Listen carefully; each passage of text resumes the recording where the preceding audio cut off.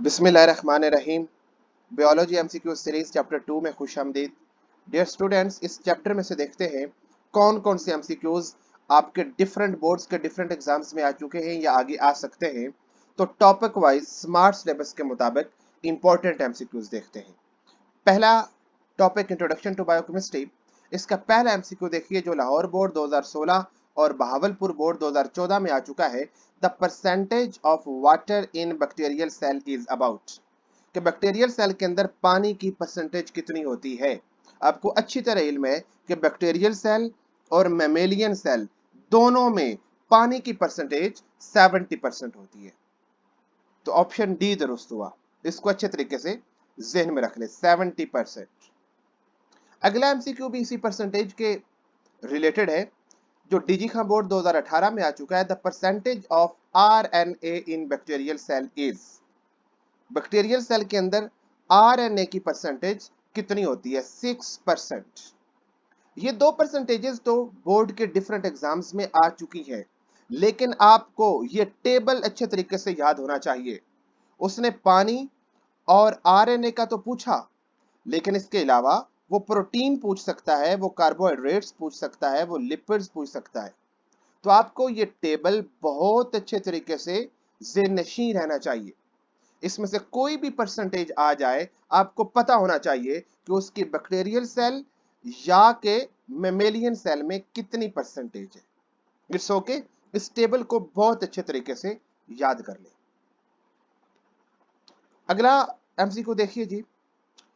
The chemical reactions in which simpler substances are combined to form complex substances are called, यानी वो reactions जिसमें छोटे substances मिलकर एक बड़ा कम्प्लेक्स सब्सटेंस बनाते हैं, उन रिएक्शंस को क्या कहते हैं? मेरे बेटे, आपको अच्छी तरीके से इल्म है कि मेटाबॉलिज्म की दो फर्दर कैटेगरीज है, एनाबॉलिज्म एंड कैटाबॉलिज्म। वो रिएक्शंस जिसमें छोटे सब्सटेंसेस मिलकर बड़ा कम्प्लेक्स सब्सटेंस बनाते हैं, उनको एनाबॉलिक रिएक्शंस कहते हैं। आपका ऑप्शन बी दुरुस्त हुआ। और जिसमें कम्प्लेक्स सब्सटेंसेस टूटकर सिंपलर सब्सटेंसेस बनाते हैं, उन रिएक्शंस को कैटाबॉलिक रिएक्शंस कहते हैं। तो एनाबॉलिक रिएक्शंस और कैटाबॉलिक रिएक्शंस का डिफरेंस आपको अच्छे तरीके से पता होना चाहिए, और इन दोनों को मजमूई तौर पर मेटाबॉलिक रिएक्शंस कहते हैं। क्लियर मेरे बेटे? अगला एमसीक्यू देखिए जी। Digestion is an example of, देखिए डाइजेशन में क्या होता है। मिसाल के तौर पे आपने अंडा खाया, ये स्टमक में जाकर डाइजेस्ट होगा, मीन कि वो जो अंडा प्रोटीन है वो टूटकर अमाइनो एसिड में तकसीम हो जाएगा। तो इसमें क्या हुआ कि एक बड़ा कम्प्लेक्स सब्सटेंस टूटकर छोटे छोटे सिंपलर सब्सटेंसेस में डिवाइड हुआ। इन रिएक्शंस को कैटाबॉलिक रिएक्शंस कहते हैं। क्लियर मेरे बेटे? इसी तरीके से अगली एग्जांपल देखिए जी।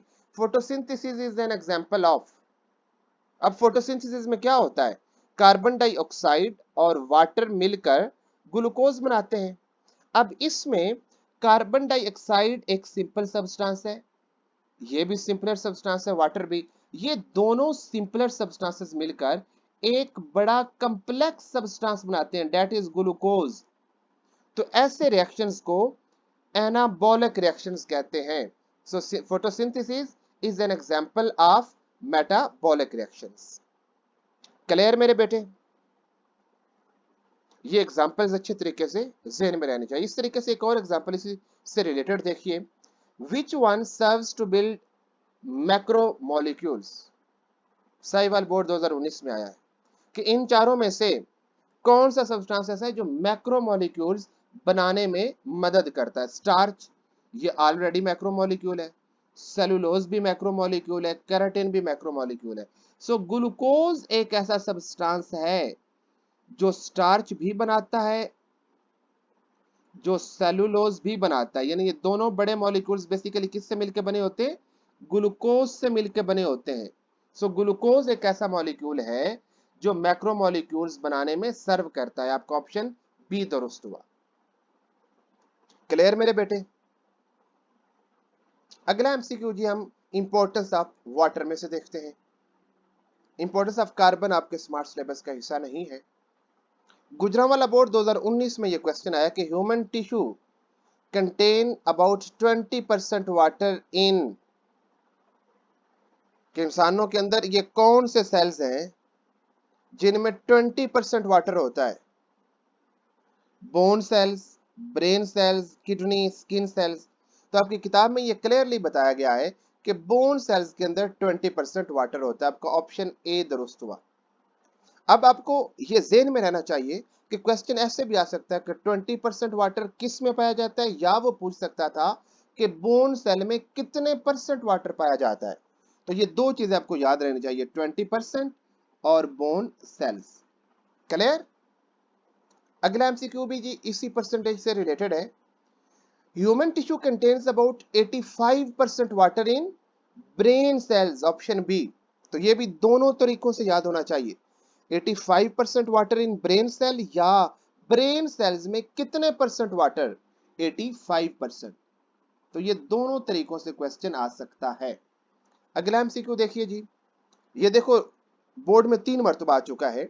The specific heat of vaporisation of water is, ये भी आपकी किताब में क्लियरली बताया गया है कि heat of vaporisation is 574 kilo calorie per KG. अब देखो ना उसने क्वेश्चन कितने ट्रिकी दिए हुए हैं। ये 457, 547, 475।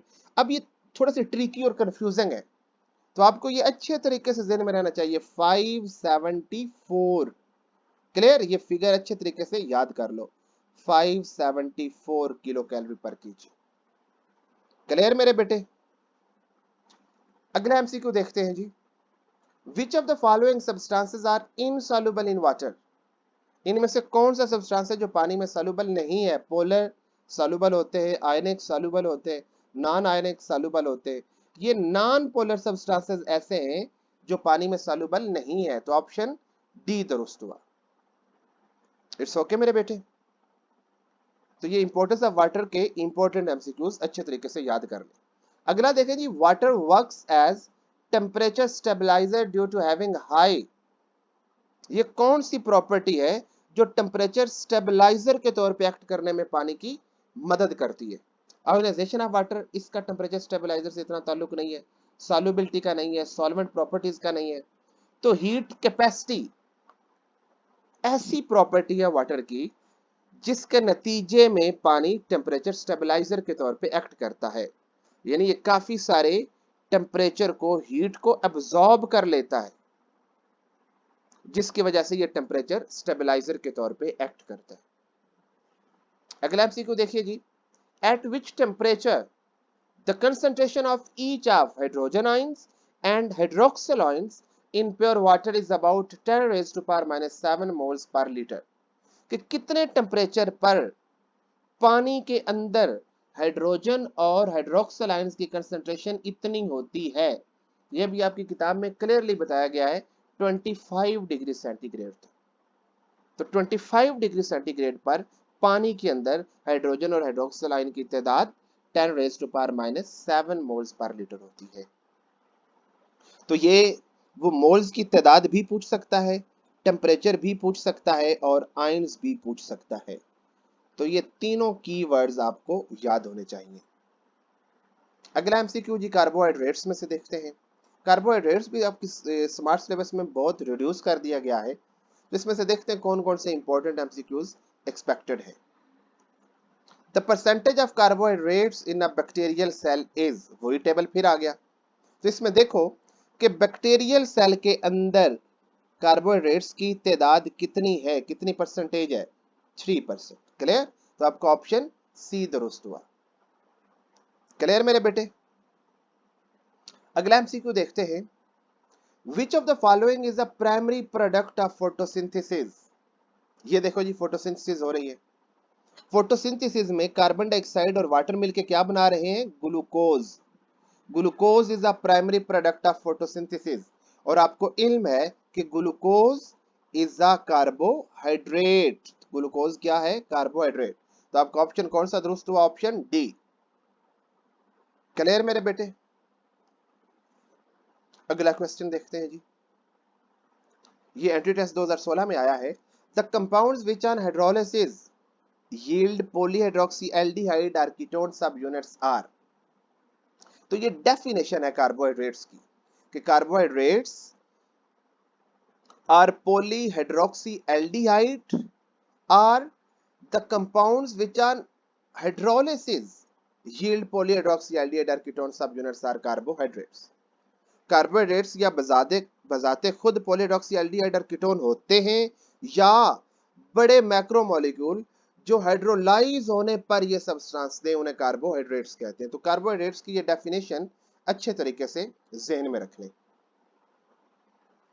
अगला एमसीक्यू देखिए जी, केमिकली देखो उसी से रिलेटेड है कि कार्बोहाइड्रेट की डेफिनेशन क्या है, the compounds which are hydrolysis yield polyhydroxyaldehyde और कीटोन। ये देखो chemically carbohydrates are polyhydroxyaldehydes or ketones. आपका ऑप्शन सी दुरुस्त हुआ। अगला एमसीक्यू देखिए जी, the ratio of hydrogen and oxygen in carbohydrates is. Carbohydrate का जी जनरल फार्मूला देखिए CxH2OY। ये CnH2ON भी लिखा जाता है, जिसमें वो पूछ रहा है कि हाइड्रोजन और ऑक्सीजन की रेशो क्या है। तो देखो ये क्या फार्मूला H2O, जिसकी रेशो होगी 2:1। जैसा कि आप ग्लूकोज की एग्जांपल को देखें C6H12O6, तो इसमें H कितने हैं 12, O6, तो रेशो क्या बनी 2:1। तो आपका ऑप्शन सी दुरुस्त हुआ 2:1। तो कार्बोहाइड्रेट्स में हाइड्रोजन और ऑक्सीजन की वही रेशो होती है जो कि वाटर के अंदर हाइड्रोजन और ऑक्सीजन की रेशो होती है। क्लियर मेरे बेटे। अगला एमसीक्यू देखिए, carbohydrates combine with lipid and resultant compound is. कि कार्बोहाइड्रेट्स जब लिपिड के साथ मिलते हैं तो कौन सा कंपाउंड बनता है। लिपोकार्बोहाइड्रेट्स, कार्बोलिपिड, ग्लाइकोलिपिड या ऑल ऑफ दीज। तो आपको अच्छी तरीके से पता है कंजुगेटेड मॉलिक्यूल्स में आपने पढ़ा है कि कार्बोहाइड्रेट्स और लिपिड्स मिलकर ग्लाइकोलिपिड बनाते हैं। इसी तरीके से कार्बोहाइड्रेट्स और प्रोटीन्स मिलकर ग्लाइकोप्रोटीन्स बनाते हैं। तो ये दो कंजुगेटेड मॉलिक्यूल्स आपको अच्छे तरीके से याद होने चाहिए। देखें जी, which of the following is the conjugated molecule.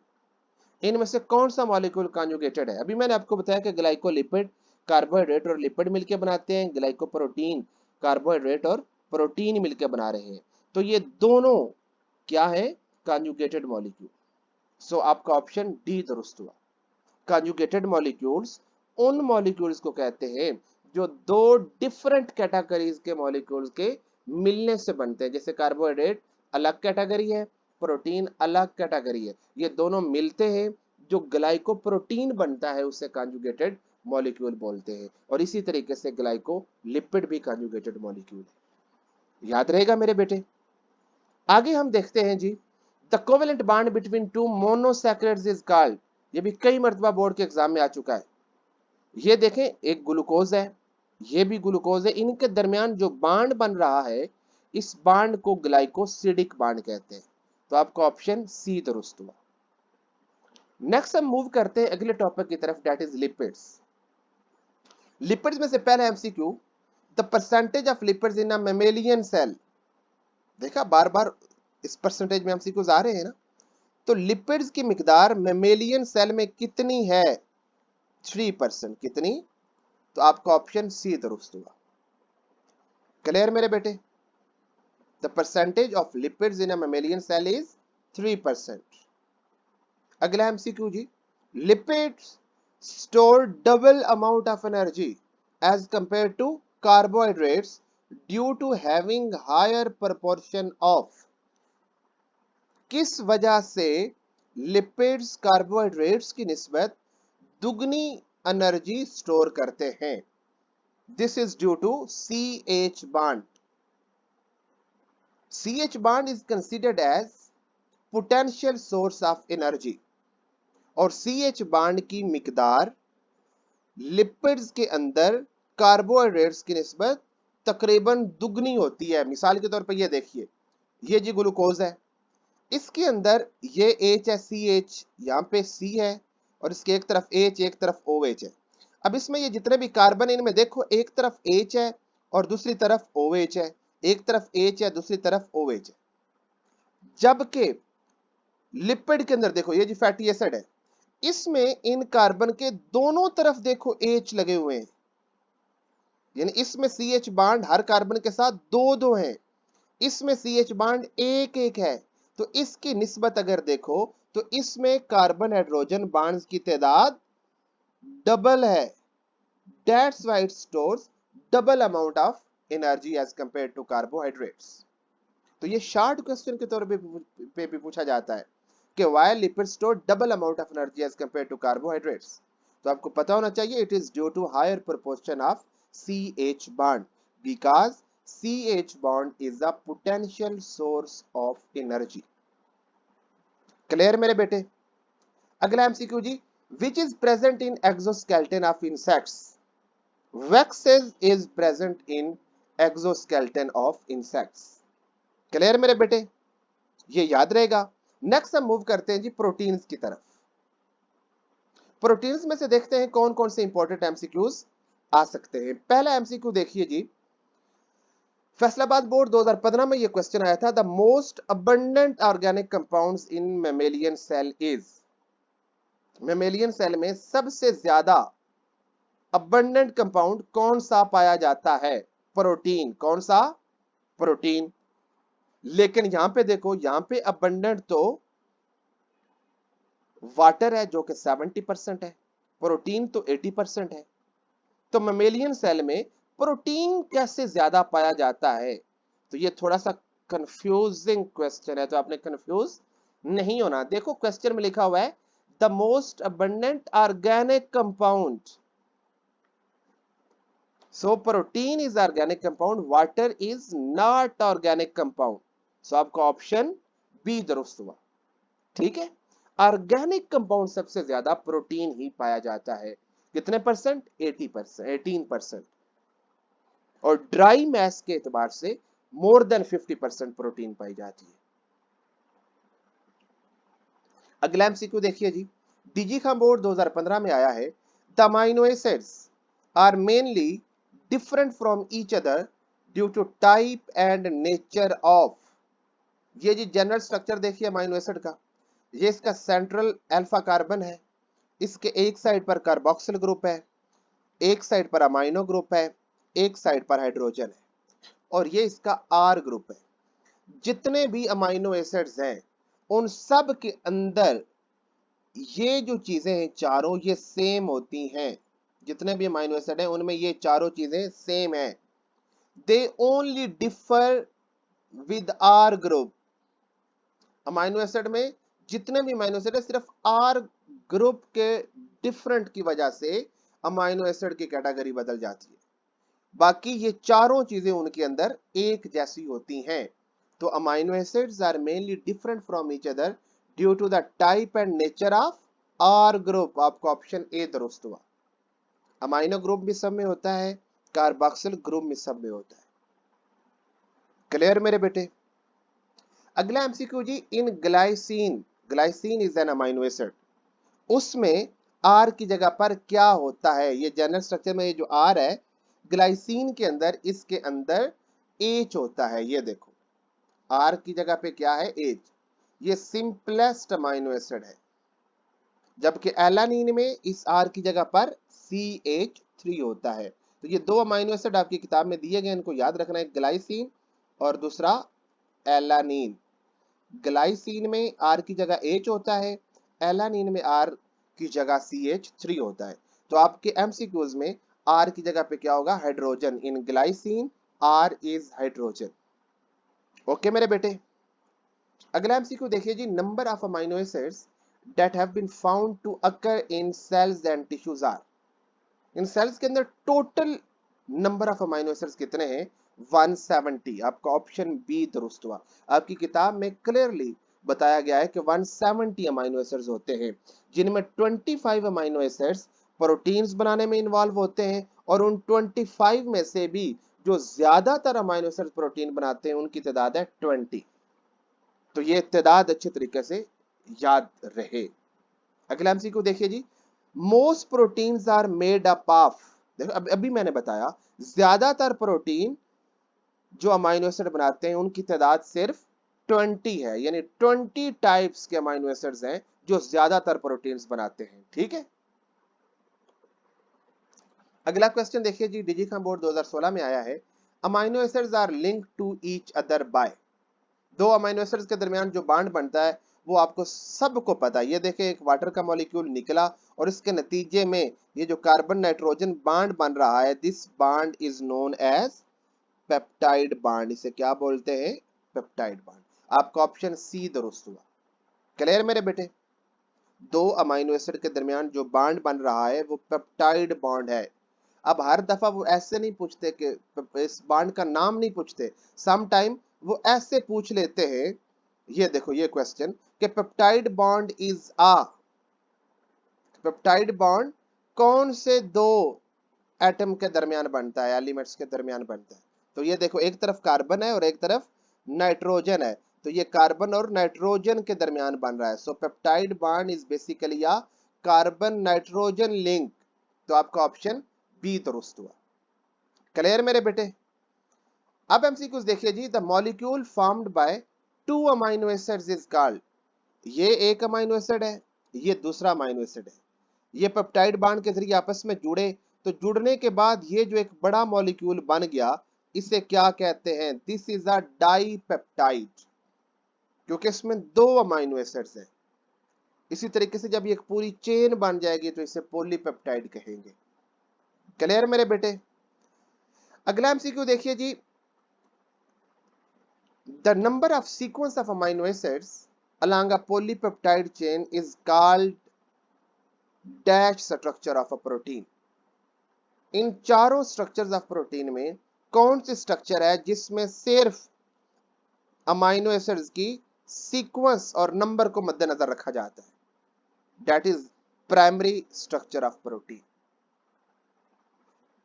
अगला क्वेश्चन देखिए जी, लाहौर बोर्ड 2019 में आया है, total number of amino acids in insulin.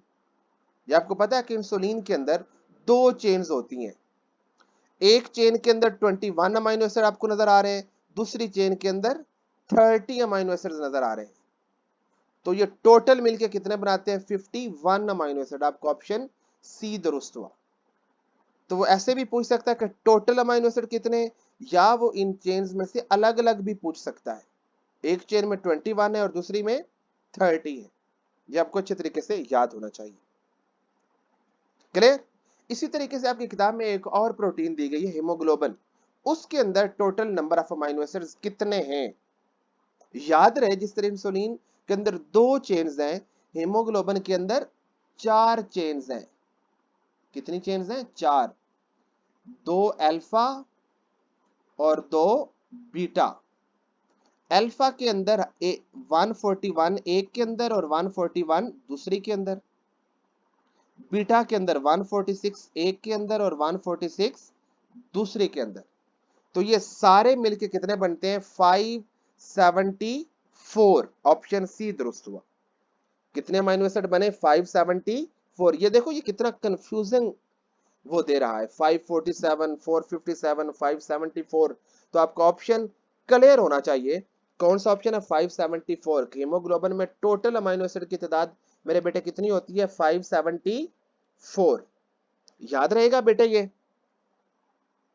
अगला एमसीक्यू देखिए जी, डिजिकॉम बोर्ड 2015 में आया है, helical shape of polypeptide is due to presence of, secondary structure में आपको पता है कि अल्फा हेलिक्स बनता है।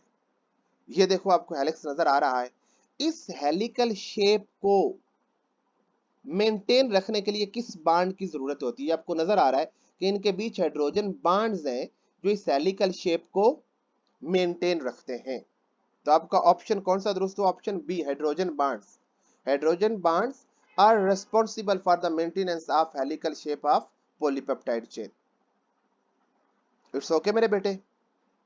अगला क्वेश्चन देखिए जी, डिजिकॉम बोर्ड 2015 में आया है, the number of amino acids in each turn off alpha helix is, alpha helix, ये देखो ये एक अल्फा हेलिक्स है, तो इस एक टर्न में, ये जो एक टर्न है, इस एक टर्न के अंदर अमाइनो एसिड के तादाद कितनी है? ये देखो, एक अमाइनो एसिड ये, एक अमीनो एसिड ये, एक अमीनो एसिड ये 3 अमीनो एसिड मुकम्मल, और ये तीसरे का, चौथे का थोड़ा सा हिस्सा। तो ये कितने बनते हैं? 3.6 अमीनो एसिड। क्लियर? तो इस अल्फा हेलिक्स की एक टर्न में, ये एक टर्न है, इस एक टर्न में अमीनो एसिड्स कितने होते हैं? 3.6। आपका ऑप्शन सी दुरुस्त हुआ। ओके मेरे बेटे। अगला एमसीक्यू देखिए जी, secondary structure is found in haemoglobin. नहीं, इसके अंदर ये ग्लोबुलर शेप है, क्वाटरनरी स्ट्रक्चर होती है, टर्शियरी स्ट्रक्चर होती है। इंसुलिन प्राइमरी स्ट्रक्चर होती है। एंजाइम्स नहीं। कैराटीन ऐसी है जिसके अंदर सेकेंडरी स्ट्रक्चर पाई जाती है। सो आपका ऑप्शन सी दुरुस्त हुआ, कैराटीन। ओके मेरे बेटे। Amino acids are mainly different from each other due to type and nature of R group. ये हम पहले भी कर चुके हैं। आगे देखिए जी, मुल्तान बोर्ड 2016 में haemoglobin is a fibrous protein, coil protein, double coil protein. नहीं, haemoglobin is a globular protein. ये आपको नजर आ रहा है, ये ग्लोबुलर प्रोटीन है, रेड ब्लड सेल्स के अंदर पाई जाती है, ऑक्सीजन को कैरी करने में मदद करती है। अगला एमसीक्यू देखते हैं जी, ये भी 3 मरतबा बोर्ड के एग्जाम में आ चुका है। Keratin is an example of fibrous protein. हम पीछे भी देखा है कि फाइब्रस प्रोटीन की एग्जाम्पल है, इसके अंदर सेकेंडरी स्ट्रक्चर इन्वॉल्व होती है, लेकिन ये किसके अंदर प्रेजेंट होती है? कैराटिन। आपने शैम्पू के ऊपर लिखा हुआ देखा होगा कैराटिन, तो वो किसको मजबूत करता है? बालों को। तो बालों के अंदर और नाखूनों के अंदर कैराटिन प्रोटीन होती है। ऑप्शन बी दुरुस्त हुआ। अगला एमसीक्यू देखिए जी, आजाद जम्मू कश्मीर बोर्ड 2017 में आया है। Silk fibre, myosin, fibrin and keratin are examples of. Keratin आप पहले ही देख चुके हैं कि ये फाइब्रस प्रोटीन है, तो ये भी तीनों जिन्होंने और बताइए, मायोसिन, फिब्रिन, सिल्क फाइबर, ये भी फाइब्रस प्रोटीन है। तो इन चारों फाइब्रस प्रोटीन का नाम याद कर लो। इनमें वो सिर्फ सिल्क फाइबर भी पूछ सकता है, एक एंट्री टेस्ट में उसने सिर्फ मायोसिन पूछा है, तो आपको इल्म होना चाहिए कि कौन कौन सी फाइब्रस प्रोटीन्स हैं। ओके मेरे बेटे। अब हम आखिरी टॉपिक देखते हैं जी, न्यूक्लिक एसिड। न्यूक्लिक एसिड में देखते हैं कौन कौन से इंपॉर्टेंट एमसीक्यूज हैं।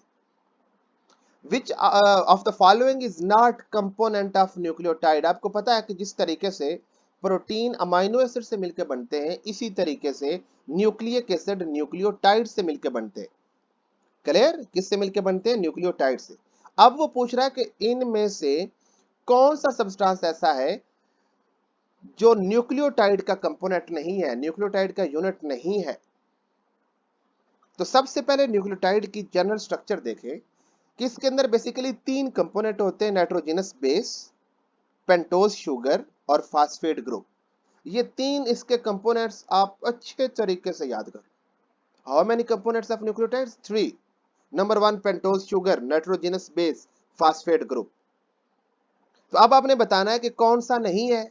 Definitely glucose is not a component of nucleotide. Option C दुरुस्त हुआ। तो न्यूक्लियोटाइड के ये कंपोनेंट्स याद रहे, ये अलग से शॉर्ट क्वेश्चन भी आता है। क्लियर मेरे बेटे? अगला एमसीक्यू देखिए जी, a compound formed by combination of a base and pentose sugar is called nucleotide. नहीं, न्यूक्लियोटाइड के अंदर तो 3 चीजें होती हैं, नाइट्रोजनस बेस, पेंटोज शुगर और फास्फेट ग्रुप। अब वो बता रहे हैं कि फास्फेट ग्रुप ना हो, सिर्फ नाइट्रोजनस बेस और पेंटोज शुगर हो, तो फिर उसे क्या कहते हैं? फिर उसे न्यूक्लियोसाइड कहते हैं। आपका ऑप्शन सी दुरुस्त हो। ये देखिए जी, ये सिर्फ नाइट्रोजनस बेस है और ये पेंटोज शुगर है, ये पहले मिलकर न्यूक्लियोसाइड बनाते हैं और फिर इनके साथ फास्फेट ग्रुप अटैच होता है, तो ये न्यूक्लियोटाइड बन जाता है। क्लियर मेरे बेटे? अगला एमसीक्यू देखते हैं जी, all of the following nitrogenous bases are pyrimidines except. याद रहे बेटे, नाइट्रोजनस बेसेस बेसिकली 2 तरह की होती है, pyrimidines और प्योरीन्स। ये देखें, जो डबल रिंग्स होती हैं, डबल रिंग्ड, वो प्योरीन्स हैं, और जो सिंगल रिंग्ड होती हैं वो pyrimidine है। तो प्योरीन के अंदर 2 इंपॉर्टेंट नाइट्रोजनस बेसेस हैं, एक गुआनिन और दूसरी एडेनिन, जबकि pyrimidines के अंदर 3 है, साइटोसिन, थायमीन और यूरासिल। ये पांचों टाइप्स अच्छे तरीके से ज़हन में रहनी चाहिए। प्योरीन्स डबल रिंग्ड होती हैं, ये अलग से चार्ट भी आता है। प्योरीन्स डबल रिंग्ड नाइट्रोजनस बेसेस हैं, pyrimidine single ringed nitrogenous bases हैं। प्योरीन्स की examples guanine and adenine, pyrimidine की एग्जांपल साइटोसिन, थायमिन, यूरासिल।